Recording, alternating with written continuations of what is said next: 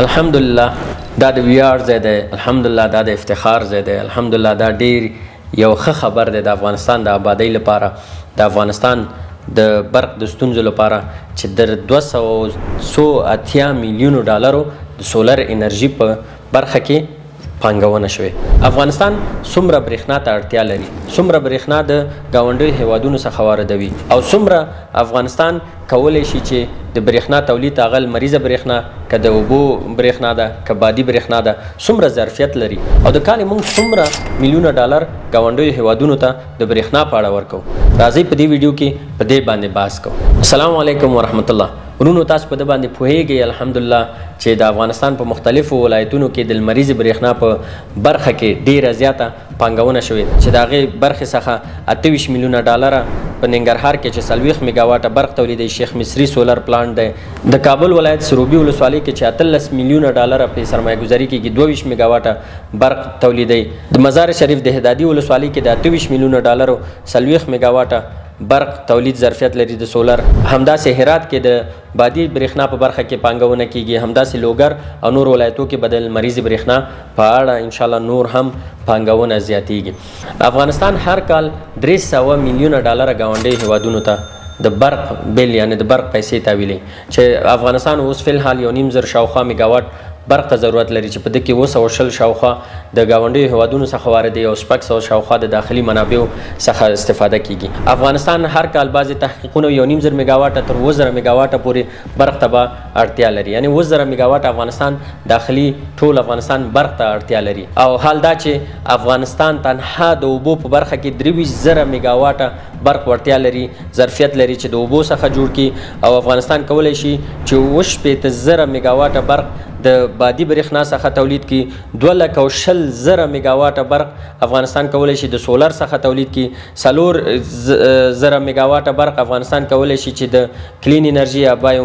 بایوماس نه تولید کړي. یعنی فکر وکړئ تنها افغانستان د سلګونه زره میګاواټو برق ورتیا لري، هغه د اوبو برق دی که هغه د بادي برېښنا ده که هغه سولري برېښنا ده. یعنی فکر وکړئ چې موږ کولی شو، افغانستان کولی شي چې د نه تنها چې خپل خو زموږ ټول 2,000 کېدای شي میګاواټه برق ته اړتیایي، موږ سلګونه زره میګاواټه برق ورتیا لرو. موږ کولی شو چې ګاونډیو هیوادونو ته برېښنا ورکړو، موږ کولی شو چې د هغو هیوادونو څخه شو چې نورو هیوادونو ته برق صادر کړو. دغه طبیعي زیرمې الحمدلله افغانستان لري. اوس راځو په ده باندې تاسو ما ویل چې د سولر انرژي په برخه کې 200 میلیونه ډالره پانګونه شوې چې په دې کې برېښنا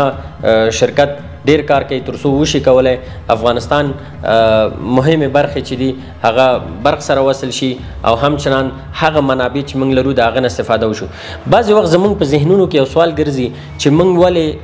د اوبو څخه استفاده نه کوو، ولې دا ټوله سرمایه ګذاري په سولرو باندې روانه ده، او ولې باید هغه بنیادي چې هم زموږ اوبو مهاري شي او هم برق تولید شي او هم موږ وشو کولی نورو هیوادونو ته صادر کړو. ورونو او خویندو په ده باندې موږ پوهیږو چې د اوبو برق چې کوم دی بعضې مرکې شته چې مخکینی د برېښنا هغه کم رئیس و هغه ویلي و چې د باندې ډېر مصرف راځي او بعضې مسایل دي، خو بندونه جوړول دا ډېر طویل مدت هغه دی پروجیکټ دی چې د باندې ډېری کمپنیانې شخصي کمپنیانې پانګونه نه. که تاسو تنها د آبدرې بند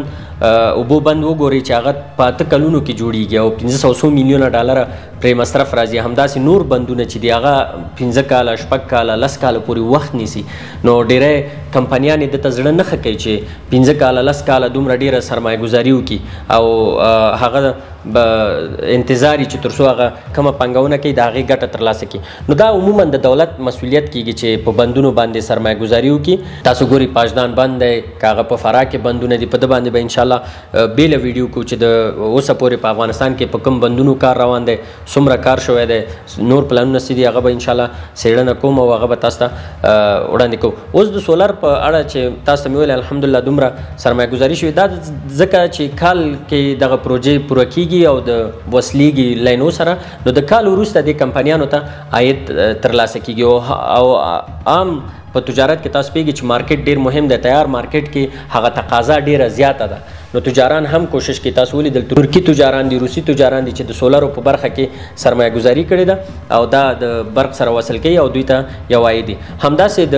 بادي برېښنا چې هرات ډیر زیات باد لري، هلته هم کارونه روان دي چې بادي برېښنا هم تولید شي. نو که چېرته موږ تنها د سولر او د بادي برېښنا باندې هم پانګونه وکړو د افغانستان د برېښنا ستونزه حل کیږي او موږ کولی شي دغه برېښنا خپل ګاونډي هیوادونو ته ولیږو. تاسو د کاسا زر پروژه لیدلې دی چې د کوم ازبکستان یا ترکمنستان یا هیوادونو څخه پاکستان ته ځي او موږ ته 100 میلیونه ډالره د ټرانزیټ پیسې ورکړي او موږ ته برق ورکړي. نو فکر وکړئ موږ هم بیا کولی شو خپل برق په ګاونډیو هیوادونو باندې خرڅ کړو، که هغه د سولر انرژي ده، که هغه زموږ د بادي انرژي ده، او یو وخت داسې الله تعالی راولي چې موږ د اوبو په بندونو هم پانګونه وکړو، د هغې نه هم انرژي تولید کړو، د افغانستان ټول برق ستونزه حل شي چې د سره تاسو کوئ که فابریکې فعالې شي، صنعتي پارکونه په ټولو ولایاتو کې ډیزاین شوي دي چې شرکتونو ته ورکول کیږي، تجارانو ته ورکول کیږي. که دوی برق ستونزه حل شي هم به دلته داخلي منابع هم به برق ارزانه شي، هم د شرکتونو مصارف به کم شي، داخلي تولیدات به ډیر زیات شي، خلکو ته به د کار زمینه برابر شي. موږ کولی شو چې نه تنها برق صادر کړو، جنسونه نور هیوادو ته صادر کړو، دلته به سړي خونې زیاتیږي، ډېرې ستونزې به د برق سره حل شي. نو انشاءالله څومره چې اوس ښه روان یو لا باید نورم ښه شو، نورم باید کوشش وکړو چې په دې برخه کې نورم سرمایه ګزاري او پانګونه جذب کړو تر څو وشو کولی چې د افغانستان برق ستونزه حل کړو.